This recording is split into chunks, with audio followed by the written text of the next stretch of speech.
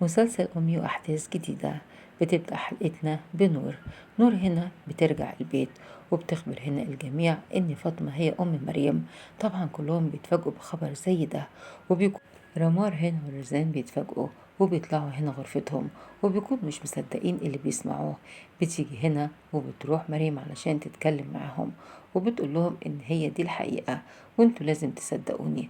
طبعا بتكون مفاجأة ليهم كلهم، وهنشوف طبعا هيحصل ايه بعد كده في الأحداث اللي جاية. بعد كده بنشوف هنا إن كلهم قلقانين، وبتكون كمان نور قلقانة ساعة ما قالت كل الأخبار دي وعرفوا الحقيقة. طبعا مش مصدقين، لكن هو ده اللي حصل. بعد كده بنشوف في مشهد تاني بيجي هنا الرائد مازن وبيتصل وبيكلم سهام وبيقول لها إن هو عايز يتكلم معاها. طبعا ساعتها بيقول لها لازم تيجي لأن الموضوع بيكون مهم.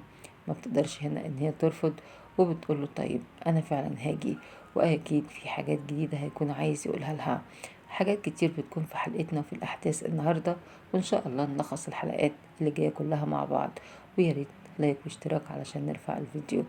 بعد كده بنشوف هنا سهام بتكلم عبيد، بتحاول هنا ان هي تستعطفه علشان ما يعملش اي حاجة ويأذي البنت.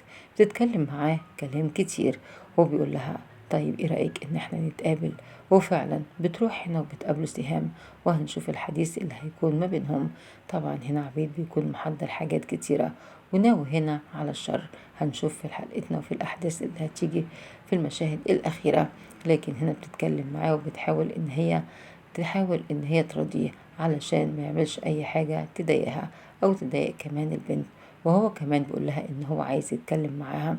وفعلا بتروح. هنشوف في المشاهد اللي جاية يا ترى ناوي على ايه عبيد. هنشوف لانه بيكون ناوي على افكار كتيرة، وهنشوف هيعمل ايه مع بسمة. طبعا كل ده بتكون الاحداث الحلقة النهاردة زي ما قلت لكم قوية، وهنشوف ايه اللي هيحصل بعد كده. بيتكلم هنا الرائد مازن وبيقول ان هو عايز يقابل سهام ضروري. سهام بتقول له طيب تمام وانا هاجي في الميعاد. وفعلا بتبتدي ان هي تروح. هنشوف طبعا هيكون عايزها في ايه بعد كده. اما في المشهد اللي جاي بيكون عبيد مستني ان سهام تيجي. وسهام فعلا بتروح وبتقول له ان هي بتعتذر عن الخبطة اللي خبطتها له في دماغه وسابته ومشيت. لكن هو بيبتدي يسألها وبيقول لها ان هو كمان بيكلم دلوقتي كويس جدا مع خطيبته، وان هما الاتنين رجعوا لبعض. طبعا بعد كده بيسألها وبيقول لها انت فين دلوقتي، موجودة فين. بتقول له عند حد من اصدقائي. طبعا بيكون شاكك في كلامها ومش مصدق، وعايز يعرف هي موجودة عند مين في الوقت اللي فات وهتروح فين، وهيراقبها. هنشوف في المشاهد اللي جاية. طبعا هنا بتحاول ان هي تتكلم معاه بالراحة، بتحاول ان هي يعني تاخده على قد تفكيره علشان ما يضرهاش ولا يضر البنت، وبتعتذرله. هو هنا بيسمعها للآخر، لكن طبعا بيكون عايز يعرف هي رايحة فين. بيبتدي ان هو يمشي وراها ويتبعها خطوة بخطوة، وبيكون مراقبها. وفعلا بيراقب هنا سهام، وهنشوف هيحصل ايه في المشاهد اللي جاية. سهام هنا بتكون وصلت لحد البيت، وبيكون هنا عبيد شايفها مراقب كل حاجة لحظة بلحظة، وناوي هنا على الشر. طبعا هنشوف في المشاهد اللي جاية.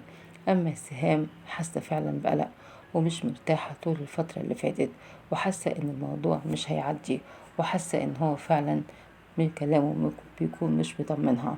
هنشوف طبعا هيحصل إيه بعد كده. بيكون مراقبها من بعيد، وفعلا هنا بيشوفها وهي داخلة للبيت.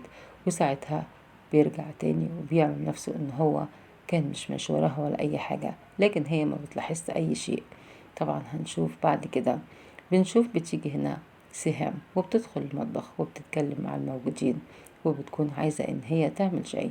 بتيجي هنا بسمة وبتقول لها اني انا بعرف اني اعمل كل حاجة، وبتبتدي البنت ان هي اللي تجيب الحاجة علشان تعملها. ساعتها بتزعق لها سهام بتقول لها خلاص كفاية، مش عايزة اي حاجة. والبنت هنا بتتضايق من كلامها. طبعا بتكون متعصبة على الاخر، لكن البنت بتبصلها وهي مستغربة وبتكون مش فاهمة أي حاجة. ساعتها بتسكت بعد كده سهام، ما بتتكلمش خالص، لكن بتكون متعصبة. وكلهم بياخدوا بالهم من حاجة زي دي. بتتكلم معاها هنا وبتقول لها انت لازم تكوني أهدى من كده، ولازم تمسكي أعصابك. بتقول لها أنا بقيت قلقانة طول الوقت، وبقيت بعمل حاجات ومش حاسة بنفسي خالص. بتكون بسمة هنا مستغربة كل اللي بتعمله معاها، وبتكون كمان قلقانة جدا من اللي جاي. طبعا هنشوف هيحصل ايه بعد كده، وبسمة ايه اللي هيحصل لها. بتيجي هنا سهام هي ومريم، وبتبص هنا ما بتلاقيش بسمة. بيبتدوا يخرجوا برا في الجنينة وبيدوروا عليها في كل مكان. بسمة هنا مش موجودة. بتقلق جدا سهام وبتقول أنا عايزة أعرف البنت راحت فين. بتدور هنا في كل مكان هي ومريم، وبينادوا هنا على البنت لكن مفيش أي حد بيرد. ساعتها بتخاف جدا وبتقلق وبتقول أنا عايزة بنتي، أنا عايزة بنتي دلوقتي حالا. طبعا بتكون قلقانة، لكن بتكون في الوقت ده بسمة موجودة هنا مع عبيد. قدر إن هو ياخدها ومعاه في السيارة. وساعتها هنا بيبتدي إنه يتصل بسهام، وساعتها بيقول لها إن البنت موجودة معايا ولازم تنفذي كل اللي هقولك عليه. طبعا بتقول له طيب قولي انت عايز ايه وانا هنفذه دلوقتي حالا. بيقول لها هاتيلي كل هنا الفلوس والاموال وهاتيها لي لحد عندي، ساعتها هديك البنت. طبعا بيأمرها هنا وبيقول لها لا اما مش هتشوفيها بعد كده خالص. بتخاف جدا هنا سهام وبتقوله طيب اللي انت عايزه انا هعمله، انا هنفذ لك كل شيء. وبتحاول هنا ان هي تسايسه في الكلام، وبتحاول ان هي تهدي لانها بتكون خايفة جدا على البنت وانها فعلا ممكن ما تشوفهاش تاني ابدا. بتروح هنا علشان تقابله، بتكون معاها شنطة الفلوس، وبيتكلم هنا وبيتصل بيها وبتقوله كل شيء تمام والفلوس هنا معايا. بيقول لها وانا كمان موجود قريب من المكان اللي انت فيه وهاجي دلوقتي حالا. سهم خايفة جدا وعايزة البنت بأي طريقة، وخايفة كمان انه ممكن يأذيها. بتقوله طيب انا هاجي دلوقتي حالا وفي العنوان اللي قلت لها عليه. بيقول لها خليكي انت هنا في المكان ده وانا هجيلك بنفسي. بعد كده بيبتدي انه يغير كلامه وبيقول لها طيب طيب خليكي وانا هجيلك. ساعتها هي بتكون خايفة جدا وقلقانة وبتقول له ان البنت معاك. بيقول لها لما اجي هتعرفيه. قلقانة جدا وخايفة منه انه يكون بيلعب بيها وانه كمان ياخد الفلوس، وساعتها مش هتشوف البنت تاني. بتأكد هنا عليه وبتقوله ان البنت معاه ولا لا، لكن هو مش بيريحها في الكلام وبيقول لها ان انا جاي في الطريق.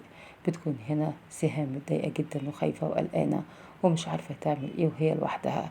خايفة جدا من تصرفاته وعارفة ان هو ممكن يعمل اي حاجة تضايقها. ساعتها بتحاول ان هي تمسك نفسها، لكن بتفكر كتير وبتكون خايفة جدا على البنت وخايفة ان هو ممكن يأذيها. وبتفضل مستنية في المكان ده علشان يجي عبيد ويكون معاه البنت وكمان تديله شنطة الفلوس. عبيد هنا بيبتدي يتحرك وبيمشي هنا واحدة واحدة.